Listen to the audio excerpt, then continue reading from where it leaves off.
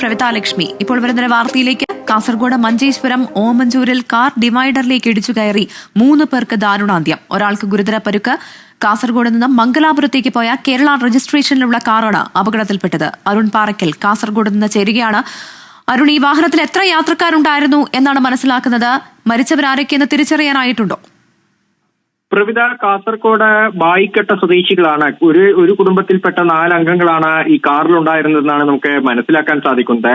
മരിച്ചവരുടെ പേരുവിവരങ്ങൾ ഇങ്ങനെയാണ്. ബായിക്കട്ട സ്വദേശിയായ ജനാർദ്ദന, മകൻ വരുൺ, കൃഷ്ണ എന്നിവരാണ്. രത്നത്തിന് ഗുരുതര പരിക്കുകളോടെ മംഗലാപുരത്തെ ആശുപത്രിയിലേക്ക് മാറ്റിയിട്ടുണ്ട്. കാസർഗോഡ് നിന്ന് മംഗലാപുരത്തേക്ക് പോയ വാഹനമാണ് അപകടത്തിൽപ്പെട്ടതെന്നാണ് പറയുന്നത്. ഈ പ്രദേശത്ത് റോഡ് പണി നടക്കുകയാണ്. NH66 ഈ പ്രദേശത്തെ പലയിടങ്ങളിലും റോഡ് പണി നടക്കുകയാണ്. ഈ ഡിവൈഡർ സ്ഥാപിച്ചതിലൊക്കെ അപാകതയുണ്ടെന്ന് നേരത്തെ തന്നെ നാട്ടുകാർ ആരോപിച്ചിരുന്നു. ഇത് ഈ ഡ്രൈവർ കണ്ടില്ല, കാറിന്റെ ഡ്രൈവർ കണ്ടില്ല എന്നാണ് നമുക്ക് പ്രാഥമികമായി മനസ്സിലാക്കാൻ സാധിക്കുന്നത്. കാറ് അമിത വേഗതയിലായിരുന്ന കാർ ഡിവൈഡറിലേക്ക് ഇടിച്ചു കയറുകയായിരുന്നു എന്ന് അറിയാൻ സാധിക്കുന്നുണ്ട്. കാറ് പൂർണ്ണമായും തകർന്ന മട്ടാണ്.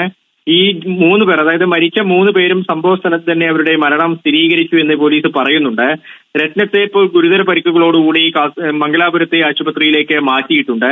വലിയൊരു അപകടമാണ് നടന്നിരിക്കുന്നത്. അശ്രദ്ധമായ രീതിയിൽ, അതായത് റോഡ് നിർമ്മിച്ചു അശ്രദ്ധമായ രീതിയിൽ ബാരിക്കേഡുകൾ സ്ഥാപിച്ചു. ഈ ഡിവൈഡറുകളൊക്കെ അതിന് ഒരു മുന്നറിയിപ്പ് ബോർഡുകളൊന്നും തന്നെ ഉണ്ടായിരുന്നില്ല എന്ന് നാട്ടുകാർ പറയുന്നുണ്ട്. അതുകൊണ്ടാണ് ഈ അപകടം ഉണ്ടായത് എന്നും നാട്ടുകാർ പറയുന്നുണ്ട്. പ്രദേശത്തെ വലിയ ജനക്കൂട്ടമുണ്ട്, വലിയ പ്രതിഷേധം ഈ നാഷണൽ ഹൈവേ അതോറിറ്റിക്കെതിരെയും അതുപോലെ തന്നെ കരാർ കമ്പനിക്കെതിരെയും ഒക്കെ വലിയ പ്രതിഷേധം ഉണ്ടാകുന്നുണ്ട്. രാത്രി 10 മണിയോടുകൂടി